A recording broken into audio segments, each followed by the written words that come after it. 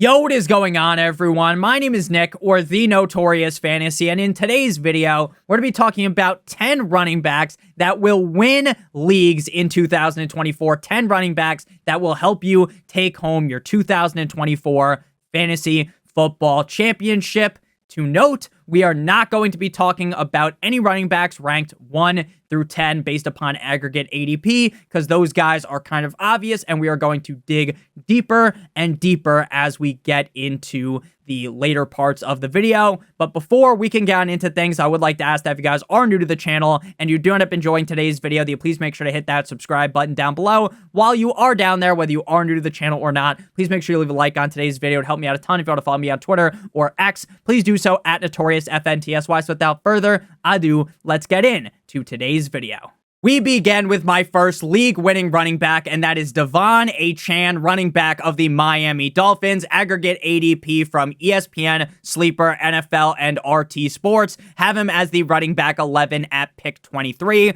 Underdog Fantasy ADP running back 7 at pick 22.3. Now, when Achane was healthy last season, this dude was dealing out back shots weekly. He was the running back 5 in PPR points per game. In terms of efficiency, it was chef's kiss, magnifique. Second in true yards per carry, first in yards per touch, third in juke rate, and first in breakaway run rate. Now, he did miss a few games in the middle of last season with a knee sprain, starting 4 games and playing a total of 11 games. In those games, he only ranked 47th in carries, but ranked 25th in rushing yards, 35th in targets, 38th in receptions, 34th in receiving yards, but he ranked 9th in total touchdowns. Last season, we saw Raheem Mostert kick down the door of defenses and score 20-plus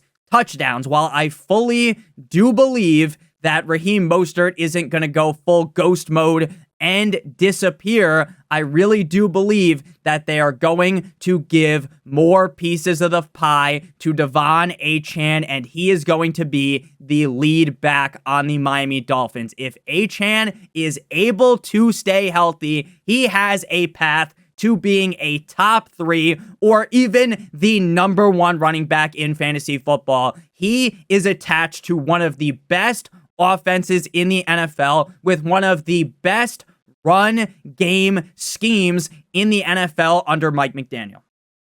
I understand the Dolphins' offensive line is a little bit suspect, but with how Achane is able to just make a lot with a little, right? He could get a 2-yard dump off and run that shit 95 yards directly into the end zone. Tua Tagovailoa isn't necessarily some check down merchant like Derek Carr, but he is going to give some solid work to Achane, and I have been seeing a lot of beat reporters hyping up his pass catching ability. I want pieces of one of the best offenses that could end up being the best offense in the NFL, and with Raheem Mostert, I believe, taking the back seat, the upside is incredible for Achane. This is a guy that could easily score 20-plus touchdowns. At number 2, we got James Let Him Cook of the Buffalo Bills, staying in the AFC East. Aggregate ADP running back 13 at pick 34. Underdog Fantasy ADP running back 13 at pick 55.9. Last year was James Cook's first time fully integrated as being the lead back on the team, as he saw just 89 carries in 2022, getting 237 last year in Buffalo, finishing as the running back 19 in PPR points per game. 17 games played with 13 starts. He ranked 10th in carries, 4th in rushing yards, 19th in targets, 17th in receptions, 8th in receiving yards, and 24th in total touchdowns, ranking in terms of efficiency, 5th in yards per touch, 3rd in expected points added, and 12th in true yards per carry. We saw once there was a shift at the offensive coordinator position on the team that James Cook started to get a lot more involvement in this offense. From week 11 on, he had 17 carries, 16, 10, 25, 20, 16, and 13 carries in those games, Whereas prior to the change at offensive coordinator, there were some games where James Cook was essentially chilling in the cuck chair, not being able to do anything because they only gave him under 10 carries in a couple of those scenarios, which wasn't really the case towards the end of last season. James Cook is attached to a very solid offense with a questionable amount of playmakers. We all know how good Josh Allen is, and he'll be able to make do with Keon Coleman, Curtis Samuel, Khalil Shakira, Dalton Kincaid, and friends. But I do really believe that this is going to be a team that looks to run even more in the red zone. And James Cook was a guy last season that didn't truly ascend for fantasy football due to the touchdown total. He only scored 6 touchdowns in 17 total games. And I really do believe that the touchdown upside is a lot better this season for James Cook. In his rookie year, he scored 2 total touchdowns, rushing, 1 receiving, so 3 total touchdowns. Last year, he scored 6. Quick maths. That would mean that he scored double the amount of touchdowns in 2023 than he did in 2022. If he doubles that again, 6 times 2 is going to be 12. Now, am I saying that he's guaranteed to score 12 touchdowns, double his touchdown total? The answer to that would be, fuck no, baby. But I do think James Cook has the ability to score 10 plus touchdowns. He is a very competent pass catching back as well. And I think the Buffalo Bills are going to be a solid offense again. And I want to get their lead back. And they are sticking with the same offensive coordinator from last season that heavily got the ball into the hands of James Cook. At number 3, we got Joe Mixon of the Houston Texans, aggregate ADP running back 15 at pick 42. Underdog Fantasy ADP running back 14 at pick 61.8. Now, I want to throw a kind of asterisk on Joe Mixon because he is currently dealing with a hamstring injury. Now, if he is back at training camp in the next couple of days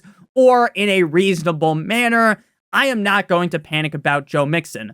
But as we have gotten deeper and deeper into the training camp season, the preseason process, I am starting to get a little bit worried about Joe Mixon's health, who is dealing with a hamstring injury.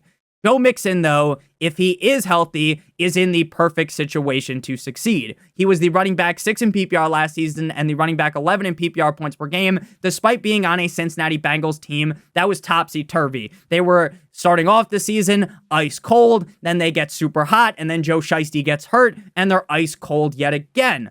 But despite that, he was able to keep his head far above water. He was 5th in carries, 8th in rushing yards, 13th in targets, 9th in receptions, 12th in receiving yards, and 6th in total touchdowns. In terms of efficiency, he was 14th in evaded tackles, 10th in dominator rating, and 6th in yards created. So he goes from a great offense in the Bengals that weren't really the best last season, still putting up a top 12 season at the running back position, and now he goes to an offense that you can argue might be set up even better than the Cincinnati Bengals. And this was a team that just elevated Devin Singletary to superstardom for fantasy football in multiple games last season. And now they have Stephon Diggs. This is going to be an offense that is dicking down defenses late in games and being able to run the ball. They are going to have very positive game scripts in a lot of games where they are wiping the floor with the defense, and they're going to be able to churn the rock late with Joe Mixon. Again, I am assuming, and sometimes making an assumption makes an ass out of you and me, but my assumption is that Joe Mixon is fully healthy relatively soon, and if that is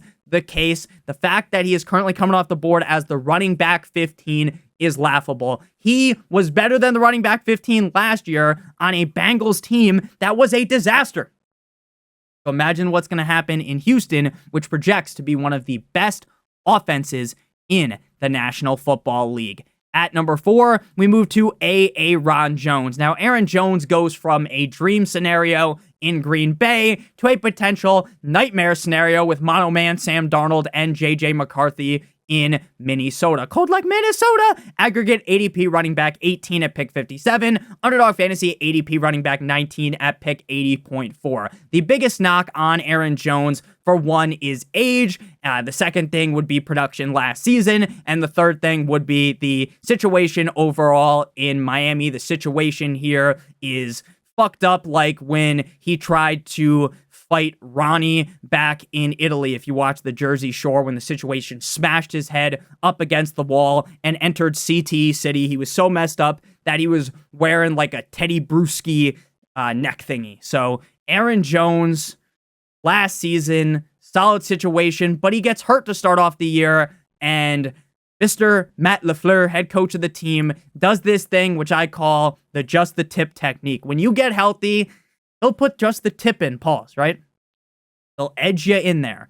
And then eventually he lets you break free. You're soaring and you're flying like Zac Efron and Gabriella, Troy Bolton and Gabriella, because I can't think of the actress's name from High School Musical. But he starts off the season, he's on fire, 26.7 points, right? And then he cools down, 2 points, 8 points, 8 points, 17 points. And in that stretch, he also missed multiple games. And then towards the end of last season, they really uncork him. Week 16, he has over 100 yards rushing, 17 over 100 yards rushing. Week 18, over 100 yards rushing. Then we get to the postseason, and he puts up 2 more games of over 100 plus rushing yards, and he scored 3 touchdowns up against the Dallas Cowboys. If you go ahead and go on the Wikipedia, I'm pretty sure the Dallas Cowboys team is owned by Jerry Jones, and secondary is owned by Aaron Jones, because this dude always puts up huge performances up against the Dallas Cowboys. Again, his stats from last season, far from ideal. Running back 26 in PPR, running back 37 in PPR. If you drafted him, you were shafted by him. But it wasn't all his fault. And I understand people love to throw around the narrative that Aaron Jones is some injury-prone sack of shit. Over the last couple of years, he played in 11 games last year, 17 the year prior, 15, 14, and 16, dating all the way back to 2019. I understand people get scared drafting a running back that's 29 years old, and I get that he's halfway into a retirement home because he's 29, and that's just old at the running back position in the NFL, but the guy can very clearly still play. 14th in yards per touch, 15th in yards created per touch, and 15th in true yards per carry. The Minnesota Vikings in the past, with Kirk Cousins under center, Coles Cash Kirk, were slinging the rock at a very high pace, right? They were throwing all the fucking time. But now, with J.J. McCarthy and Sam Darnold, I believe they are going to step off the gas a little bit. And even if they do that, Justin Jefferson is still going to have a buffet-level feast, right? He's still going to have a huge season, but I think they're going to look to run the ball more, establish the run more with Aaron Jones. The competition behind Aaron Jones isn't really the best. It's not like they have a guy that's going to be able to overtake him. So I do really think that Aaron Jones will be successful in Minnesota. Again, I get that he screwed you over last season. He burnt you last season, but I think we are going to see a huge bounce back season out of Aaron Jones. The end of last season really paints the picture that the guy still has it, and that picture could be a Mona Lisa if he's able to play that well this season and he doesn't get hurt. Knock on wood, we don't root for injuries. At number 5, we got my main man, Zamir White of the Las Vegas Raiders. Underdog ADP running back 24 at pick 88.2. Aggregate ADP running back 22 at pick 64. Now, we have been fondling the metaphorical balls of Zamir White a lot recently, right? I need to put the knee pads away because I've been heavily talking him up, but I want to go and do it yet again. Zamir White is on one of the teams that wants to run the ball at the highest rate. Their head coach wants to run the ball at a very high rate. Now, I understand when you're on the Raiders, they're not the best offense in the NFL. Sure, at some point, they're going to have to throw the ball, right? Because they're going to be down, whether that's Aiden O'Connell or Gardner Minshew. But the fact that this is a team that wants to establish the run early gives me a lot of confidence with Zamir White. Now, obviously, Zamir White was not the guy for the first 14 games of the season, as Josh Jacobs was that dude who is now in Green Bay. But once Josh Jacobs got hurt, Zamir White looked really good. And it's important to note that there was a lot of thoughts, and me included, that thought this was going to be a split backfield between Amir Abdullah and Zamir White, but it ended up being Zamir White having a stranglehold of this backfield in 4 of 5 starts. He had over 100 all-purpose yards, seeing on average 3.2 targets per game. Now, I get with running backs getting 5+ targets per game in some scenarios, right? Is 3 the most? No. But it's also a solid floor to build upon.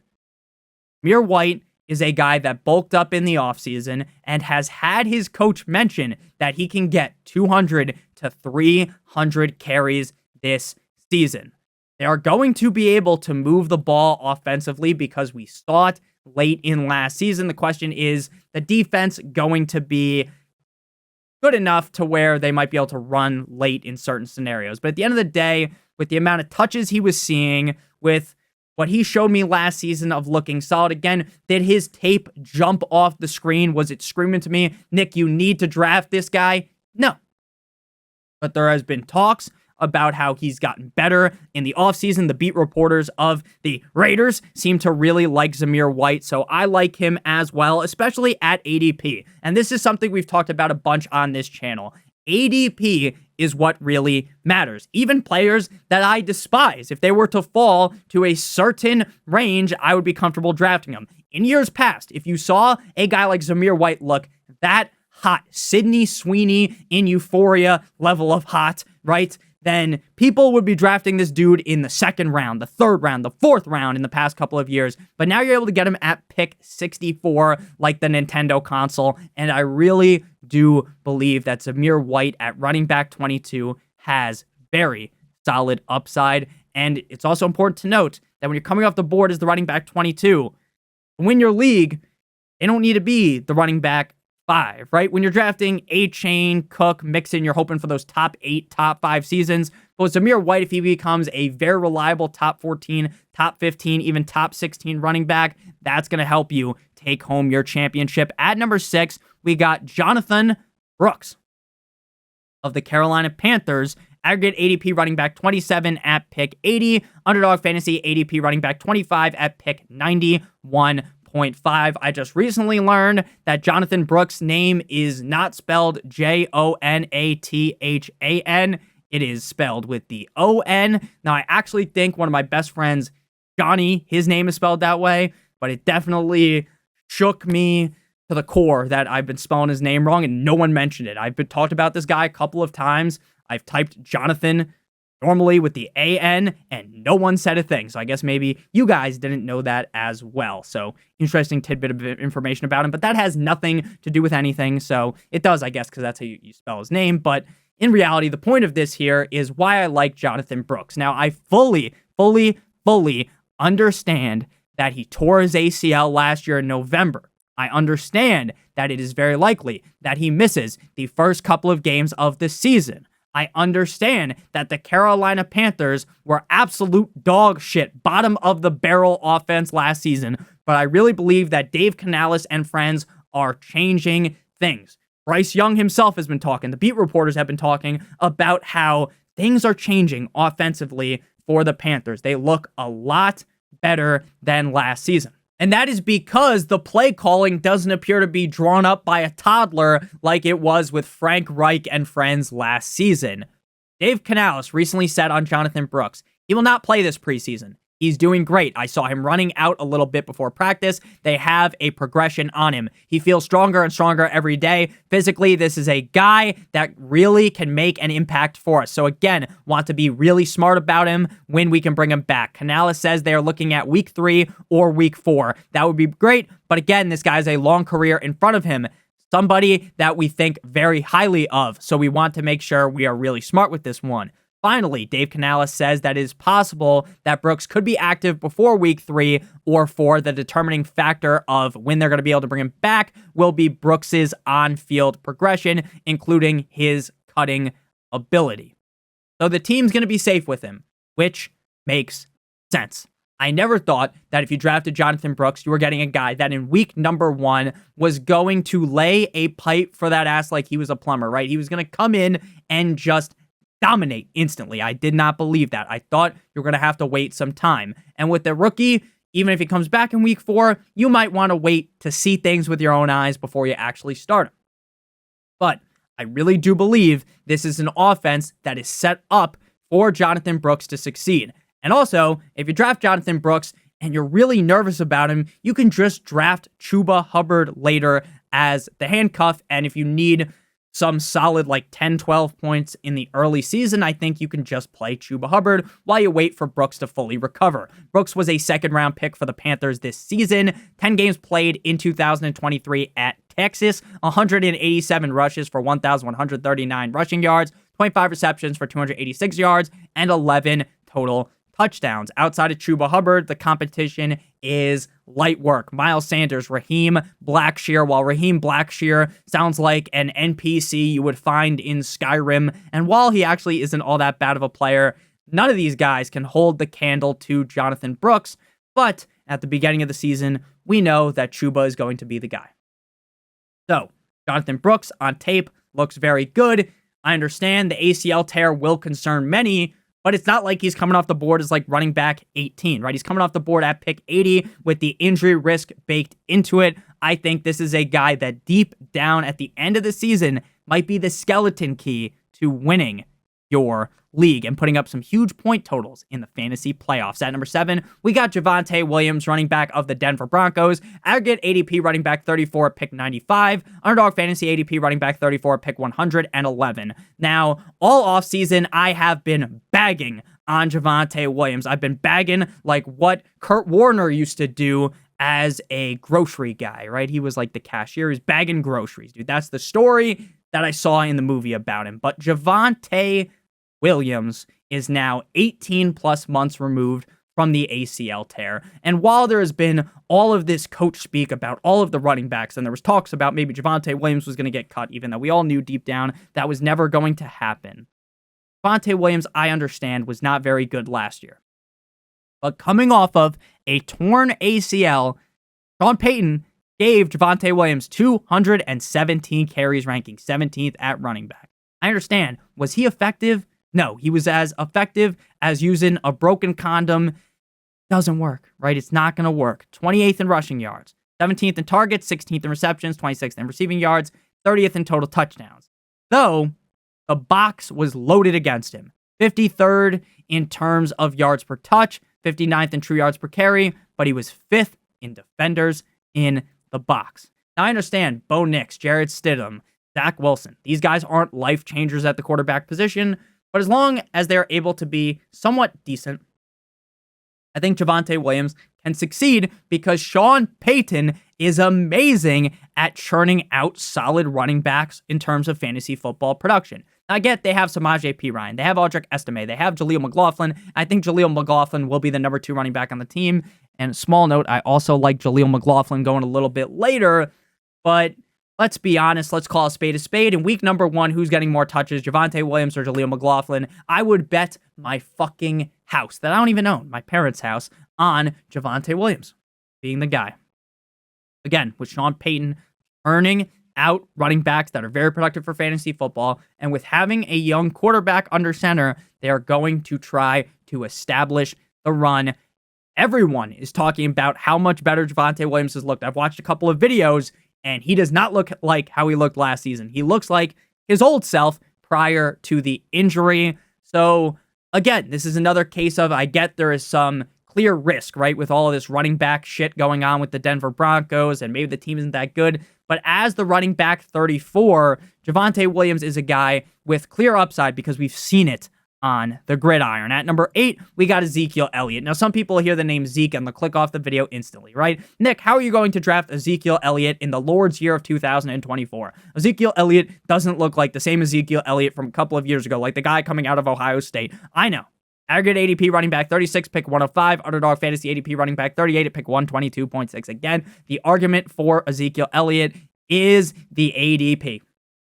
There have been negative talks about Rico Dowdle. There have been positive talks about Rico Dowdle. There have been positive talks about Zeke, negative talks about Zeke. I think Zeke will be the guy week number 1. Last year, he wasn't the best running back in New England. He wasn't Well, technically, he looked like the best running back on the team, but was he like one of the best running backs in the league? The answer to that would be no. But Zeke had 6 games at the end of last season with over 70+% of the snaps, and he finished inside the top 24 in 4 of those games, and inside of the top 6 twice. Is Ezekiel Elliott as good as his former self? No. But he's on the Dallas Cowboys, an offense that is going to put up a lot of points. Drafting players on good offenses normally works out, especially when they're the running back 36 off the board. Now, could Dowdle eventually take over? Yes. Right? But if Ezekiel Elliott is still being the goal line back, he's still seeing a decent amount of touches, even if he's not getting a crazy amount of receptions, where he had the 12th most targets, 12th most receptions, and 17th most receiving yards last season with just 5 starts. Things are telling me that Ezekiel Elliott feels like a stone cold steel back here at pick 105, running back 36. Again, the talks about Rico Dowdle have been so up in the air. There's talks about how Rico Dowdle could be the guy. Then there's talks about how maybe he doesn't even make the team. There's been talks of Rolls-Royce Freeman being amazing, who's the RB3 on the team. And then they've got that midget Deuce Vaughn chilling down there as the running back 4. We saw Tony Pollard have very productive games last season, and Tony Pollard wasn't even really all that effective. Zeke also can score in the red zone, which is something that Tony Pollard was not able to do. So when they get to the goal line, now they're going to be able to rely on Zeke. And again, with how many points the Dallas Cowboys can score, you should be thinking more about drafting Zeke. At number 9, we move to Jerome Ford, F-150, aggregate ADP running back 41 at pick 122. Underdog Fantasy ADP running back 39 at pick 126.6. Underdog Fantasy is the sponsor of today's video. If you guys are new to Underdog Fantasy and click on the link in the video description or use promo code Notorious, you'll receive up to $250 as well as a special pick. So if what Underdog Fantasy is they are the best place to draft best ball teams this summer. If you don't know what best ball is, it's the best part about fantasy football. It's the draft, and that's it. There's no waivers, no trades, no in-season management, and Underdog Fantasy has a big tournament. Underdog Fantasy's Best Ball Mania, $25 to enter, $1.5 million to first place. They also are going to have smaller tournaments released all summer long. So if you guys want to draft on Underdog Fantasy, I'm going to be doing some streams on there as well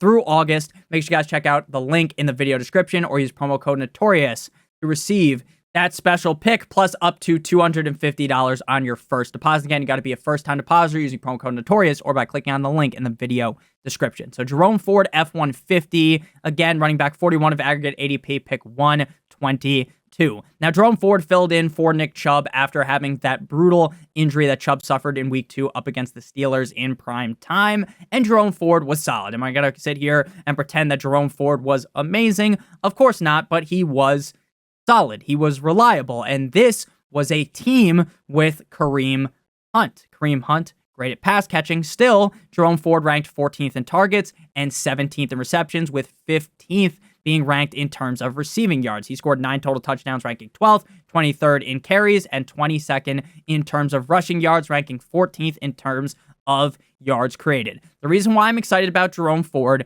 is because while Nick Chubb has begun working on change of direction stuff, the fact that the team is being very cautious on him, the fact that they're not putting a timetable on his return, and based upon the fact that I have read that it appears that he's going to miss 6 to 8 games of the season, tells you that you should be drafting Jerome Ford.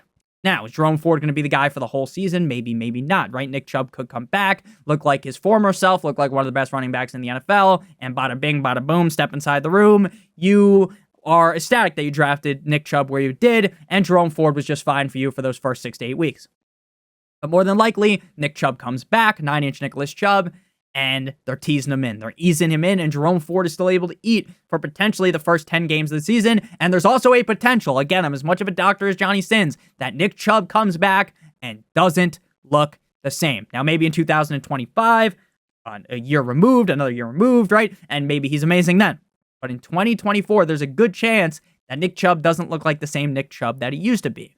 They have in the backfield Donta Foreman, who is dealing with a neck injury. So a neck injury.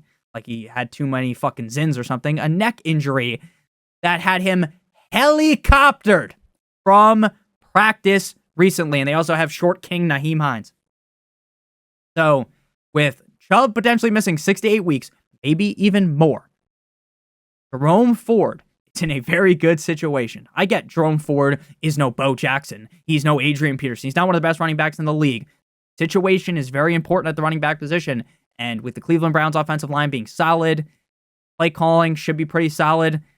Hopefully, if Deshaun Watson's fine enough, like you could be seeing some games where Jerome Ford finishes inside the top 10 at the running back position. And speaking of 10, we got number 10, J.K. Dobbins. Now, I have been someone for years that is just stamped J.K. Dobbins as an avoid. Last season, I would have laughed directly in your face if you drafted J.K. Dobbins, and I did that to one of my friends in my at-home league. Aggregate ADP running back 42 off the board, pick 131. Underdog Fantasy ADP running back 49 at pick 154.5.